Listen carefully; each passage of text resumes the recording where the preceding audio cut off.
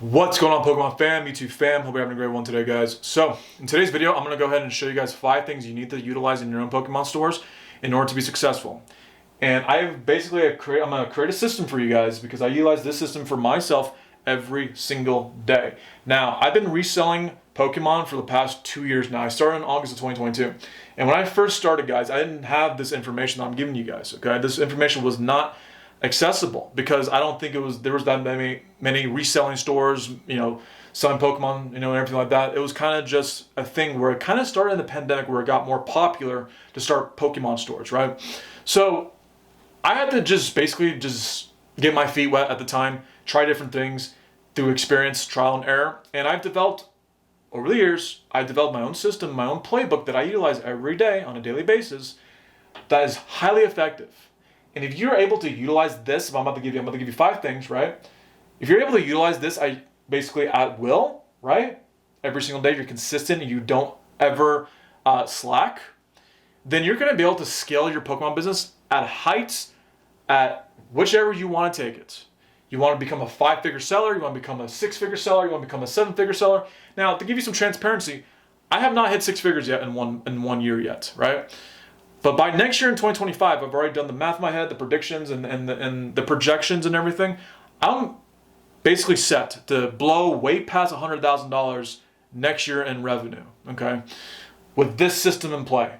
Without this system, I cannot do that at all. I can't even do 5 figures without this system, okay? So let's go ahead and get started, right? The first thing is going to be the most important one. It's very cliche, but I'm not going to spend too much time on it. It's going to be you have to be consistent, okay? This is going to be the most cliche. This is very generalized, okay? You want to be consistent.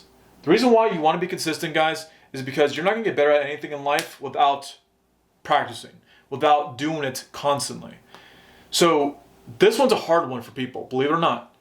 People say they don't have time, they're busy all the time, this, and that, and whatever, right? You're not too busy. You're just not prioritizing time to set aside to do this, okay? Everyone has time.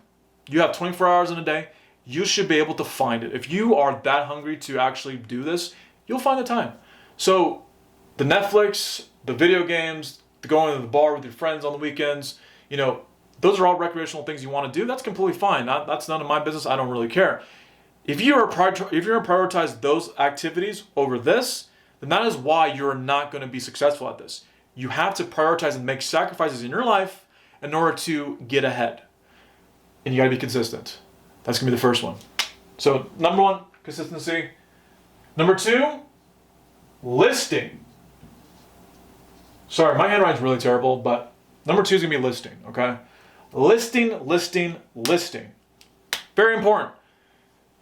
You need to start listing 20 items a day on eBay, okay? 20 high-end cards. I'm not talking about bulk cards. I'm not talking about reverse holos. I'm not talking about, holo cards. I'm talking about anywhere from a V card, right? EX card, a full art, or whichever case may be. Those are like the bare minimum that you need to start listing, okay? But your average sale price should be at $10 per item that you sell. It's okay to have a $5 card here, $100 card here, $50 card there, $20 card there. It's all going to average out being about $10 per transaction.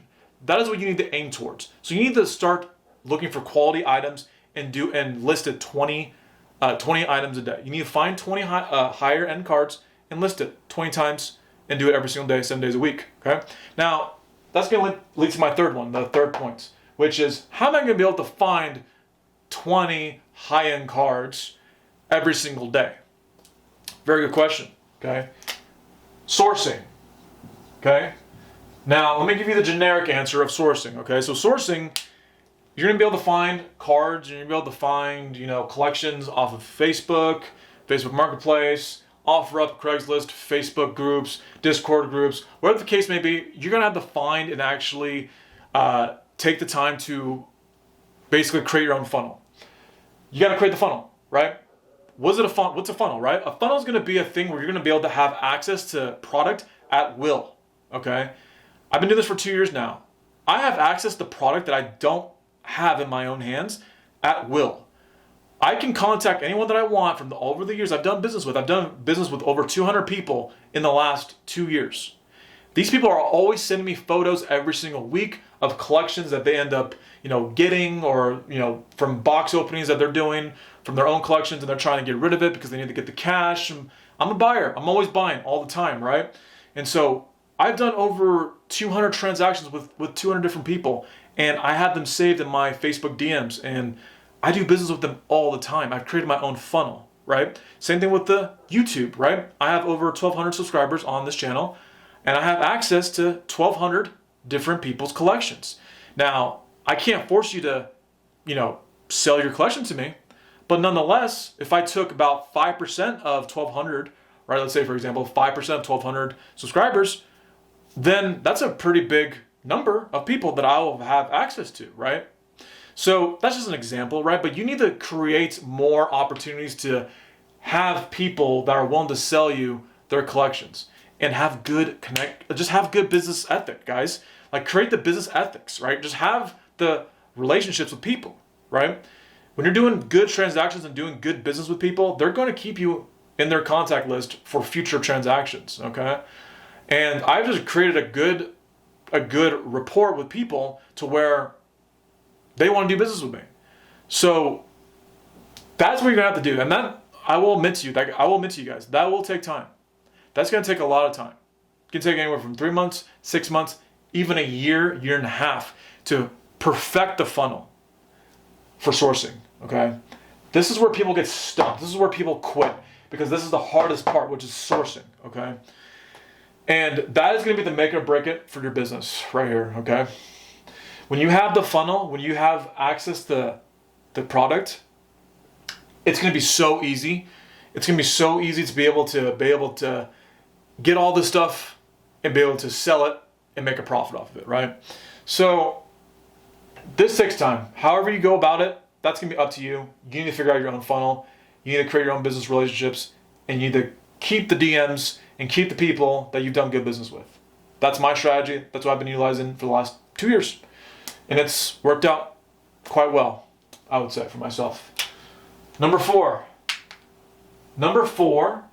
is going to be, number four is going to be feedback. I don't know why I've had a brain fart right there. Feedback. Okay.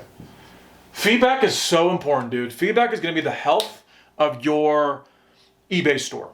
You got to have great feedback, guys. Like, your feedback should be like no lower than like 99%. That's pretty low in my own opinion, but it should be 99.8%. Mine right now is about 99.9%, okay? The reason why you want to have great feedback on eBay, guys, is because there's a lot of competition out there. The competition is extremely vast compared to what it was 2 to 3 years ago. There's just so much more people who are starting reselling businesses, okay? And basically, in order to stand out from the rest, you need to have excellent feedback, okay? You need to have a store where you have a lot of experience. People are going to be able to see how many items you've sold.